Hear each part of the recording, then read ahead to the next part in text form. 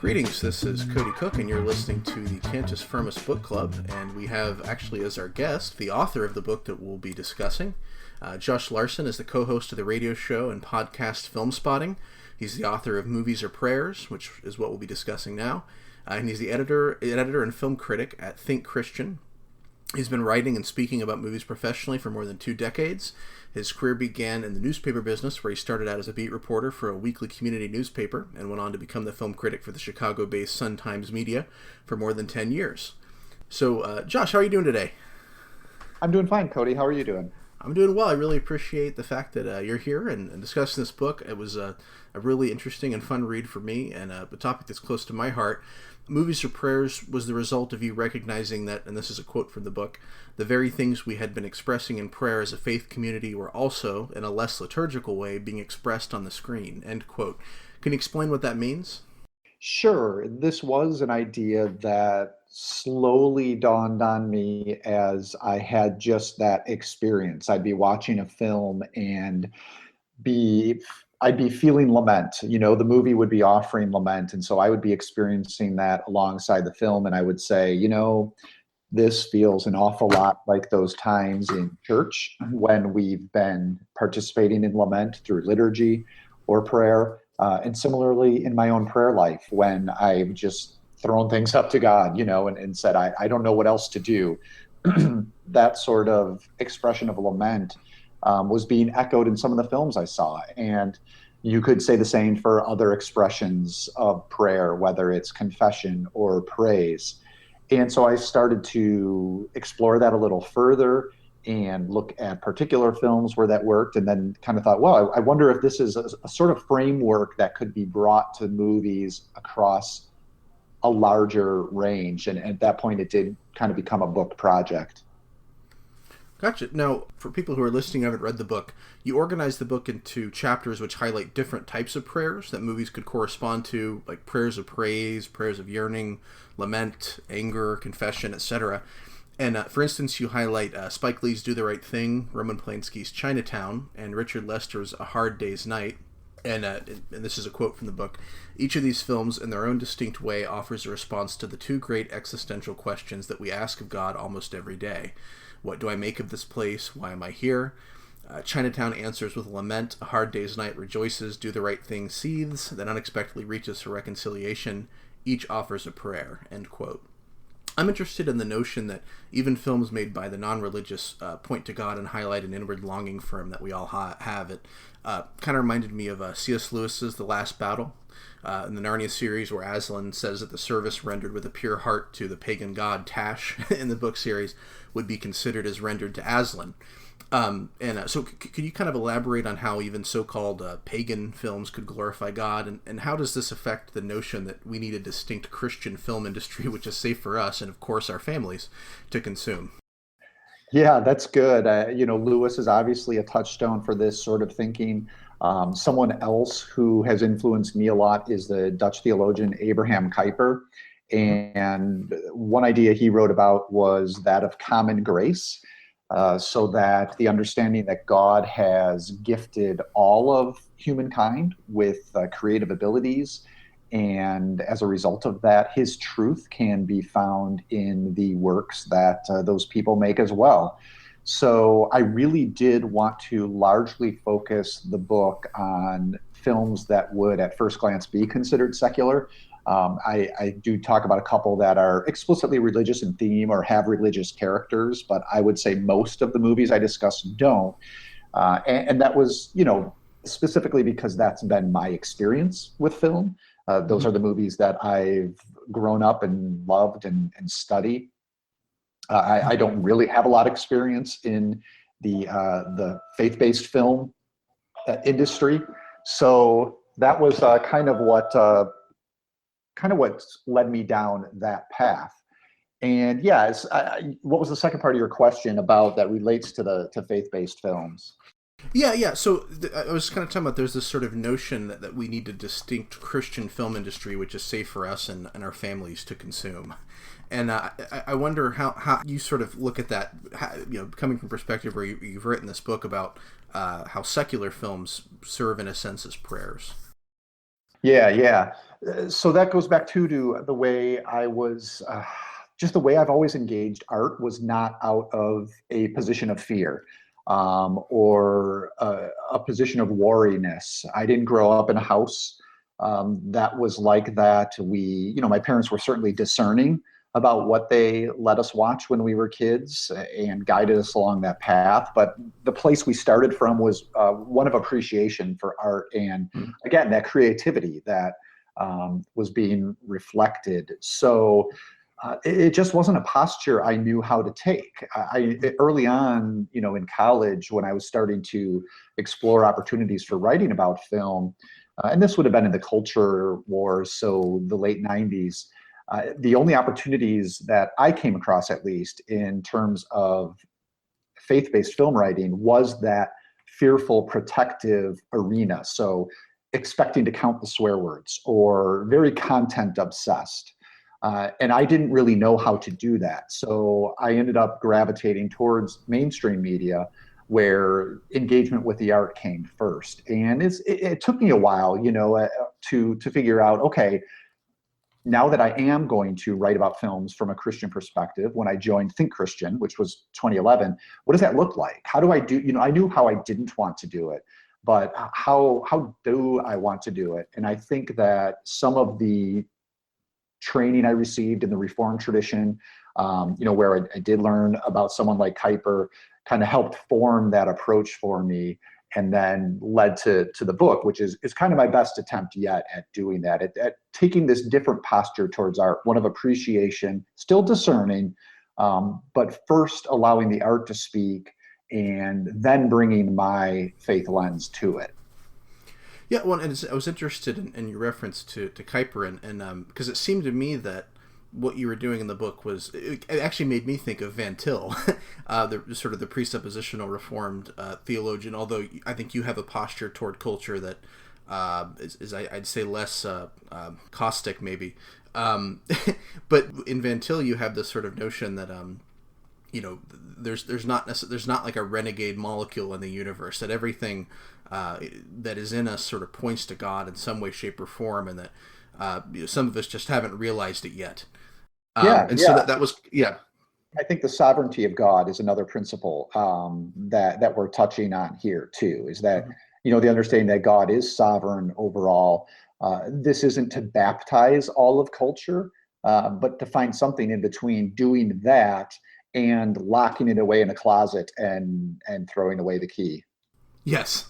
There's, I think, some usefulness in thinking through these ideas of what that relationship could look like. And you wear different hats, as we talked about. You're at Think Christian as an editor and film critic, and you also are on the radio show and podcast Film Spotting, which is actually totally awesome podcast. I listened to that when you guys had discussed the film It, before I went to see it with my wife, and it kind of colored the way I looked at it, because you had a lot of insights that I hadn't really thought through.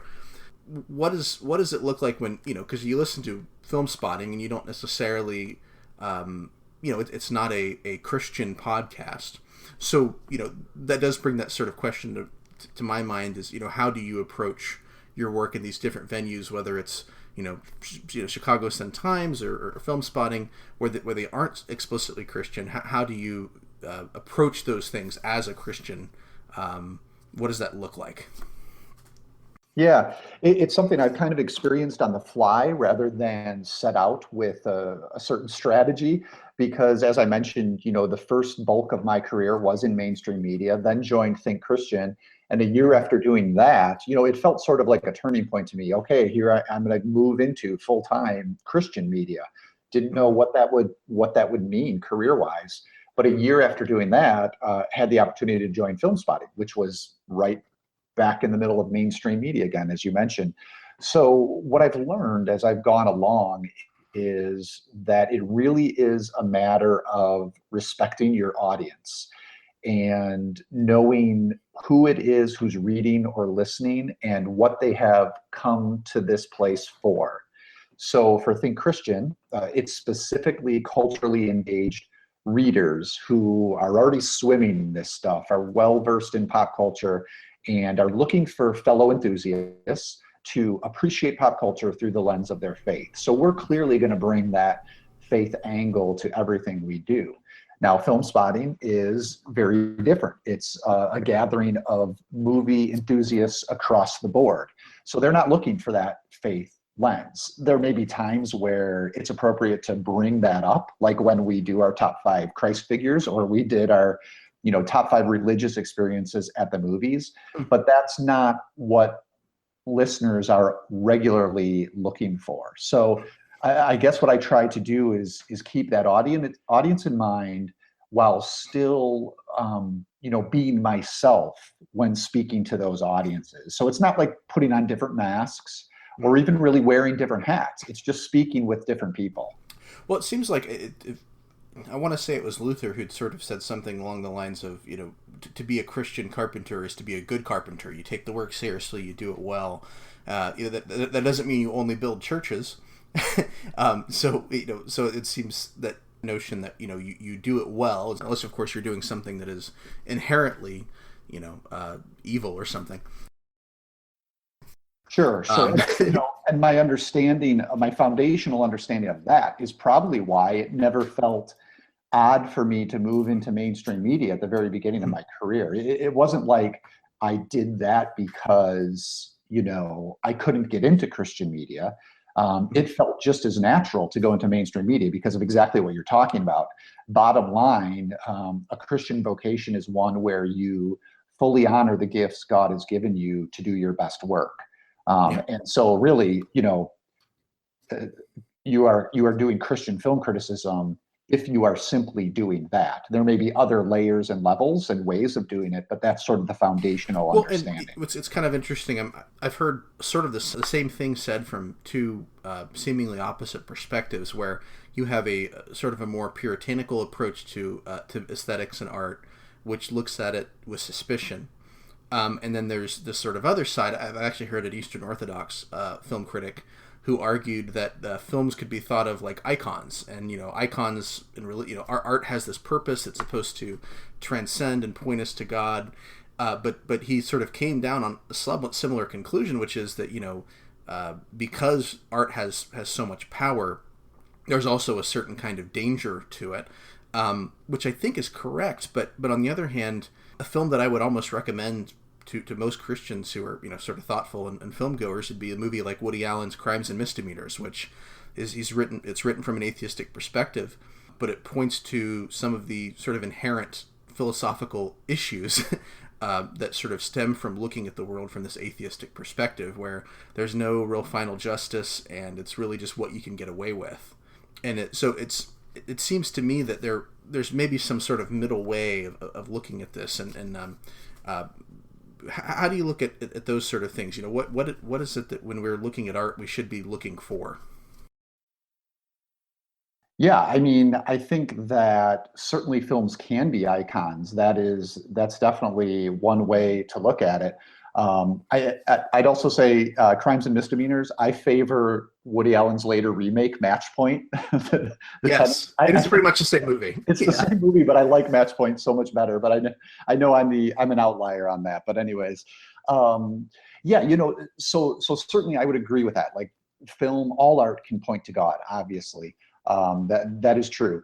I think all art is powerful. And so, danger is a strong word, but we need to recognize and be honest about the influence that it can have over us. And the way it could form us, maybe, is a better way if we think of this as liturgy or practice even of movie watching. So we need to be honest about that. And, this is where we can talk maybe more about the discernment question and ways we can be honest about how we do discernment. I guess with the book, I'm sort of flipping the idea a little bit and saying, okay, yes, movies can point to God. God can speak through movies. These are very sort of Kuyperian ideas that has become more accepted in recent years. What if also is what I'm suggesting, the movies are speaking to God? And so I'm reversing that and saying, first of all, everyone prays, with these yearnings that we have. When we ask those questions you mentioned about what is this place and why am I here? An atheist would ask that question. They wouldn't say they're asking it to God, but they're sending it out there. And as believers, we would say, hey, God hears you. You may not believe in him, but he hears you. So if you add that and say, everyone who's creating a movie, these vast teams of creative people who release a movie, they're also asking these questions, sharing these expressions, making confessions, pledging obedience, these things we do in prayer. And so then as movie goers, we're less concerned about, what is this movie going to do to me? What is it saying? What is the message? And do I agree with the message? And we're more eavesdropping on a prayer. And that's something we should do respectfully. We should listen to what that movie is saying and consider God's listening to that movie. So it's our privilege to listen in on this and think about the movie that way. It's not the only way to engage with film, but it's just another way of bringing our faith to that experience. We can look at, as you said, as an icon. We can look at films and try to see what God might be speaking through those films. But yeah, we can also look at them as ways that they're speaking to God. Sure. Well, and I don't think the discernment issue is one of the main ones dealt with in the book, so I won't say too much more about that. Apart from, it does seem to me that oftentimes when people bring up this issue of discernment and how we should be looking toward Christian films, what they're ultimately saying is that we actually don't want to be discerning. We would rather have something properly, given this marketing label so that we know it's safe to consume. And, it doesn't necessarily matter the quality of it or how thoughtful it is or whether it's completely orthodox or whatever the case may be. But, it feels safe. And so it seems that your approach of being a careful and discerning consumer of these sort of, of art, of film or whatever the case may be, is perhaps a better approach. Yeah. And I think, my limited experience with faith-based films, I'd say you're right. And I'd also say that I think what those films seem to offer are maybe more devotional purposes. So for people who are looking for affirmation of their faith, for confirmation of their faith, there might be value in those films. Again, I've only seen a handful of them. I think that devotional value, though, is very different from the way they're sold as evangelistic tools. I just don't believe that they're very effective along those lines. I'm sure there are testimonial success stories here or there, but at least the few I've seen, they're much more affirming of the audience that comes to see them, which again is maybe a worthy purpose. It's not why I go to films. It's not what I look for in films, but who's to say other people shouldn't? So, sure, makes sense. So, with that all in mind, would you encourage Christians to be moviegoers? oh, absolutely. I mean, it's one of the the things I enjoy most in life is going to see the movies. And if people don't, I guess what I would say though is if you don't have a natural affinity for the art form, you're not going to be able to force that. So this isn't the case of, yes, all Christians need to be seeing movies and looking at them this way. This is more a case of, if you do this regularly, whether it's out of entertainment, just, or whether it's a hobby or is something more like for me, an obsession, here's one way to enhance that experience. And I think this relates to the discernment question too. It just as I wouldn't say that it's fair for anyone to put any movie off limits for all Christians, to say this film is not worthy of viewing by any Christian. I also don't agree that you could say all Christians need to see X movie, right? Because there are many reasons people might decide not to engage with films. So you can't really make that sort of claim about it. Sure. So, what then would be a couple of your favorite films that you would recommend specifically to Christians to watch, and why? Yeah, it's I do include an index in the back of the book because part of the hope was that for those who are interested in this sort of framework and interested in film in general, would have something of a guide for how to do that. I would say if this is something new where you're just getting used to more on that entertainment spectrum, where you go to films as entertainment, maybe you can ease into thinking of them as something with this sort of spiritual value, with like Toy Story, which I include as a film that can function as a prayer of confession. And I have some other more mainstream films as well, something like Bambi I write about, and even, I enjoyed writing about, and this was in Movies as Prayers of Obedience. This is a documentary. The name is escaping me right now. Oh, March of the Penguins. Yeah, I knew it was Penguins. Mm-hmm. March of the Penguins, which I do really love, and a family classic too is in that same chapter, The Black Stallion. So those are all kind of like entry level ones, and then maybe if you're more of a hardcore, you can really delve into Hitchcock, which is wonderful to consider almost most of his movies as prayers of confession. Hitchcock is all about guilt and making the moviegoer feel as guilty as the people on screen. And so I think a lot of those pictures do work well as prayers of confession. Oh, well, and specifically in the Hitchcock and Confession, Vertigo, one of my favorite films, comes to mind because it's a film where, everybody's guilty of something.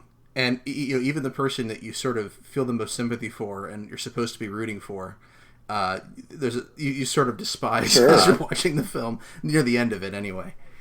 You also mentioned a film which the name is escaping me at the moment, but it was, I think, specifically about, was it about the relationship between, was it two transvestites? The transgender prostitutes. Yeah, was it Tangerine? Eve in LA. Yeah, Tangerine, one of my favorite films from 2015, and I included that. I included that really under the chapter of movies as prayers of reconciliation. There's just this wonderful moment of grace at the end of that film, which I won't spoil, but it traces a long night in the lives of these two characters who are really, in the dregs, trying to survive and just encountering, heartache and abuse and disappointment. And they just share this lovely moment at the end, which really moved me. The director, Sean Baker, actually, his new film is opening in limited release this Friday. It's The Florida Project. Has Willem Dafoe in it, and similarly just looks at these lives on the margin with a hugely empathetic and humanist heart, and is well worth seeking out if it's playing anywhere near you. The new one is The Florida Project. Mm-hmm. Well, I was kind of interested that was the Tangerine was a movie that you'd mentioned, because it does seem to me that in a lot of cases, Christians, we try to insulate ourselves, and that's part of this whole notion of having a Christian film industry, is that we sort of feel that empathy could be dangerous. And I guess in a sense it can, but it's also, incredibly important, it seems to me. And I appreciated that was a film that you not only mentioned, but that you gave some details of, and sort of talked about that sort of idea of reconciliation that's in the film, and how there's something we could get out of it as Christians watching it. Sure. Yeah. And, if I think thinking of empathy as dangerous, I think probably what someone means there, if they were to believe that, is that empathy is uncomfortable because absolutely it's going to be uncomfortable. That is the first step, but that is also why it's empathy. And it's hard to think of, a way being empathetic is at the end of the day going to harm you. Well, I think what sometimes people see in films is that because everything is sort of put together to get you to, be in the shoes of the main character, to identify with what they're going through. That I think there's sometimes a concern that it will make, sin or whatever seem understandable or acceptable, or that you would justify it in some way. And I think that's what I think some people see as a danger. But I guess there's a distinction between, a lot of times film critics will talk about the distinction between depiction and endorsement. And I think that's that's a fine line that is often overlooked. If you look at so many, another kind of mainstream film that I include, Trainwreck, which is Amy Schumer raunchy sex comedy, but I include as a prayer of confession, because if you watch what that movie is, it's a deeply moral movie, and some, some critics called it out for that and said it was even, conservative, and couldn't believe how old-fashioned this movie was, because it tells this story of this woman who's deeply unsatisfied by her hedonistic lifestyle. It's not a shaming movie, though. However, this is one of the things I loved about it. Rather than hypocritically punishing her at the end, which most movies do, it instead offers her a vision of a better life that comes in true relationship, where there's something more to a sexual relationship than just the act itself. And so that just, it took me aback that this was in a mainstream movie. Now, some people might say, well, Amy Schumer is funny. She's the star of the movie. We laugh at all these comic scenes where there are things which we might consider, not right. But does that mean that the movie is endorsing that? To my mind, the movie was doing the opposite. So it's being open to that distinction in films that I think is important. Well, and I think too, even sometimes when you're seeing something being endorsed, that's where that discernment turns on, and I think you can sometimes say, well, maybe I'm watching something being endorsed in this film that I don't totally agree with, but at the same time, I'm getting some insight into where, other humans who come from different experiences than I do might be going through. Yeah. So let me give you an example where, I come out on the other end, because most often I find myself defending things that people will find questionable. But recently, I entered the world of the Kingsman movies. I don't know if you've seen these two. I didn't see the first one. These are kind of the modern, updated Bond movies with Colin Firth. And I just found the first one more so than this new second one, Kingsman: The Golden Circle, but both reprehensible. I describe them as pro-death. This was well before the shooting in Vegas that I saw these movies, and now they even strike me as more so. Just the glee and the amount of the body count in these films, and the glee that it took in creative ways of basically dismembering and the human body. It's just awful. And that's something where I find, yes, it is endorsement, and is worthy of being called out. Now, here's the curious thing. That's not going to upset many Christian audiences. I'm painting with a bit of a broad brush here, but because it doesn't involve what? Sex, right? Violence is not as, it just doesn't come as close of a microscope. But those are recent movies where absolutely I would come on the discerning, in my discernment, I come out and saying there's not much of worth here. Yeah. Well, and so just kind of one final question. As someone who makes his living reviewing the works of others, have you read the reviews of your book? Yeah, it's even weirder because on Amazon, right, they do a star rating system. So here I've been for, over 2 decades now giving stars to things, and I have to look at a star rating for the book. Yeah, I've read some of them, not everything. It's certainly, altered my perspective of what it might be like to read reviews of a film if you were a director or an actor or something like that. And it makes me a little queasy, to be honest with you. So that's been kind of eye-opening.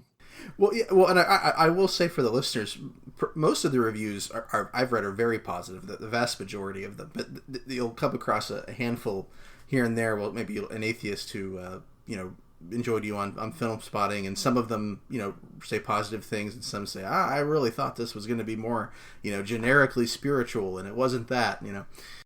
Yeah, I've been fortunate that most of the response has been good, and like you said, including from people who wouldn't consider themselves believers, and that's been really encouraging to see that they were even open to a perspective on film like this. That's awesome. Well, so Josh, if somebody wanted to get a hold of your book, where would they go? And if someone wanted to hear Film Spotting, where would they find that? Yeah, so you can find it on Amazon, but I know it is in a few independent bookstores as well. So if you have a favorite place like that, do look for it there first. And Film Spotting, you can find it where you find any other podcasts. We're easily searchable. And Think Christian, our website is thinkchristian.net. We've got a great pop culture primer we just released this week, which is an ebook looking at 5 worthy titles in the categories of music, movies, graphic novels, video games, and television. So if you're unfamiliar with Think Christian, that's sort of a great introduction, this pop culture primer, and you can get that for free. So look for it at thinkchristian.net. Awesome. Thank you so much, Josh. Okay, thank you, Cody.